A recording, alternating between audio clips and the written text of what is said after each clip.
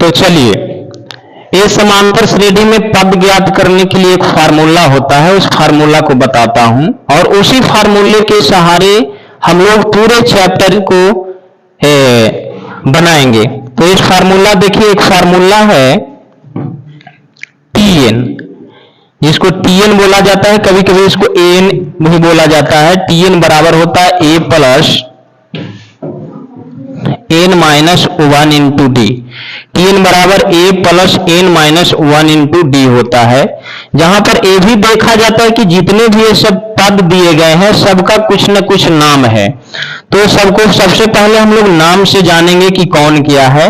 जैसे Tn है तो Tn को हम लोग लास्ट टर्म कहते हैं, लास्ट टर्म, लास्ट टर्म, जिसका हिंदी आप कह सकते हैं कि अंतिम पद होता है, अंतिम पद होता है।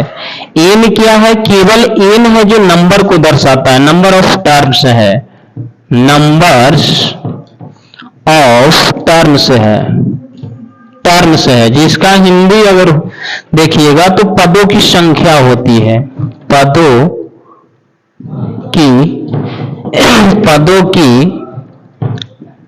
संख्या, पदों की संख्या को दर्शाता है। ए है जो आपका फर्स्ट टर्म है, फर्स्ट टर्म है, जिसको कह सकते हैं प्रथम पद, प्रथम पद, जिसको कह सकते हैं प्रथम पद। एक आपका डी बचा हुआ है, डी है जो कॉमन डिफरेंस है, कॉमन डिफरेंस, कॉमन डिफरेंस है, जिसको हिंदी में कह सकते हैं सार्व अंतर, सार्व अंतर, इसको हिंदी में सार्व अंतर कह सकते हैं। जैसे देखिए, पद ज्ञात करने के लिए यही एक फार्मूला है, इसी से हम लोग पूरा एक्सरसाइज को बनाएंगे समांतर श्रेणी में। तो Tn बराबर होता है a plus n minus 1 into D, जो हम कह सकते हैं कि Tn है जो लास्ट टर्म है, इसका हिंदी अंतिम पद कह सकते हैं। n है जो नंबर्स ऑफ टर्म्स है, पदों की संख्या को दर्शाती है, और a है जो फर्स्ट टर्म है, जो प्रथम पद कहा जा सकता है, और d है जो कॉमन डिफरेंस है, ये सार्व अंतर होता है। इसको कभी कभी सार्व अंतर को दूसरा नाम पदांतर भी बोला जाता है। तो ये स्थिति है जब ये सब आपका जानकारी रहेगा तो इसके सहारे जो आपका एक्सरसाइज में दिया हुआ रहता है उससे ही पता चलता है। चलिए, तो आगे की स्थिति में मैं ये बताने जा रहा हूं, कभी कभी एग्जाम में आ जाता है कि ये समांतर श्रेणी की स्थिति में है या नहीं, ये जांचने के लिए आता है एग्जाम्पल में 1 नंबर का। तो हम दिखा रहे हैं कि समांतर श्रेणी में है कि नहीं है। अगर है तो इसका प्रथम पद और सार्व अंतर ज्ञात करना है। तो देखिए, क्वेश्चन लिखा गया है कि दिखाएं कि 1, 5, 9, 13, 17, 21, 25 ये समांतर श्रेणी दिया गया है, और ये पता करके दिखाना है कि समांतर श्रेणी में है या नहीं है। अगर है तो उसका प्रथम पद और सार्व अंतर दिखाना है। तो चलिए, इसके बनाने का क्या नियम है ध्यान देंगे। जैसे एग्जाम्पल में लिखा गया है 1, 5, 9, 13, 17, 21, 25 इस तरह से बढ़ते गया है क्रम। ये पता करने के लिए हम लोग सार्व अंतर देखते हैं।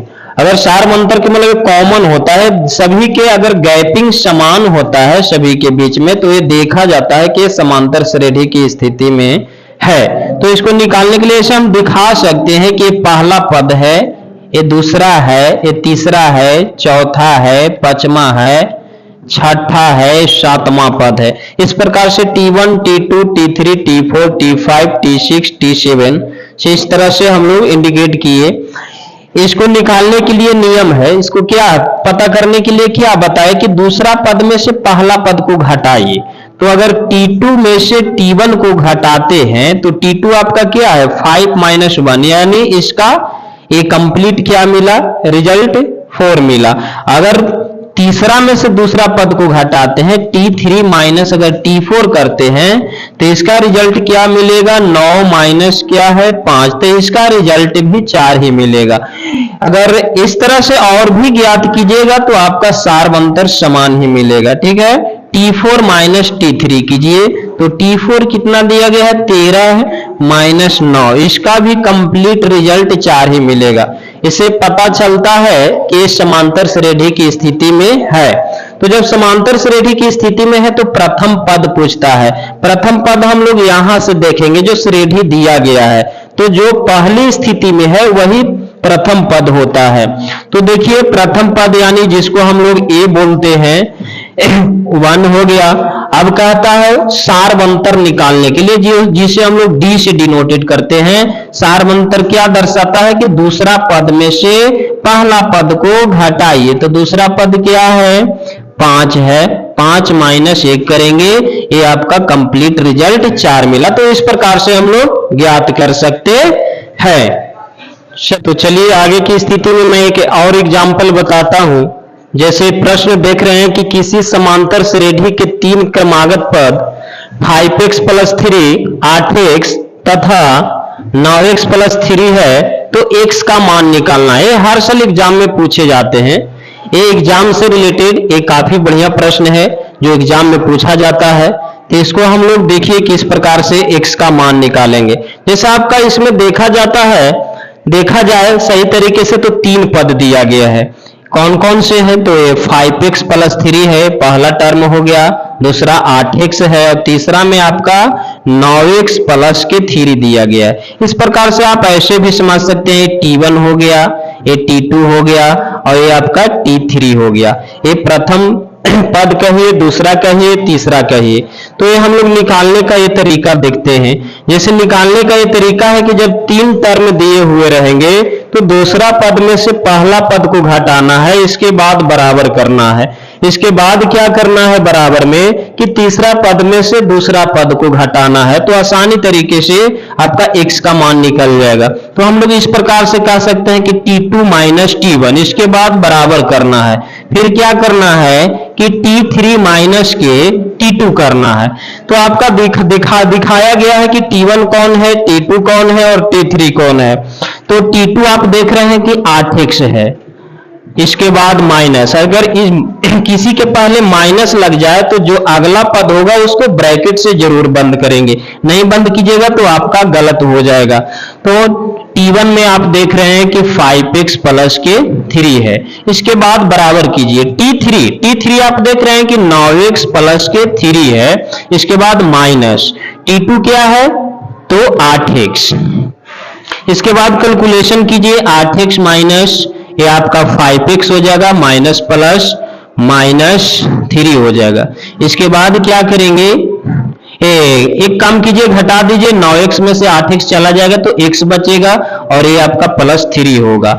ये 8x में से 5x जाएगा तो कितना 3x होगा और माइनस 3 इक्वल टू आप देख रहे हैं x प्लस 3 है। इसके बाद चले आइए यहाँ पे एक इक्वेशन बन गया, एक जाति को एक तरफ लाइए, x वाला को एक तरफ लाता हूं, ये 3x है, इस x को इस तरफ खींचिए तो आपका माइनस x होगा।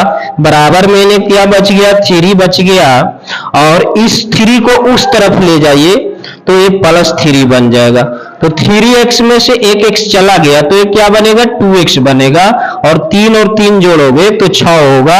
ये आप काट सकते हैं 2 तिहाई 6, यानी x का मान 3 हो गया। तो इस प्रकार से आपका कंटिन्यू क्लास चलता रहेगा।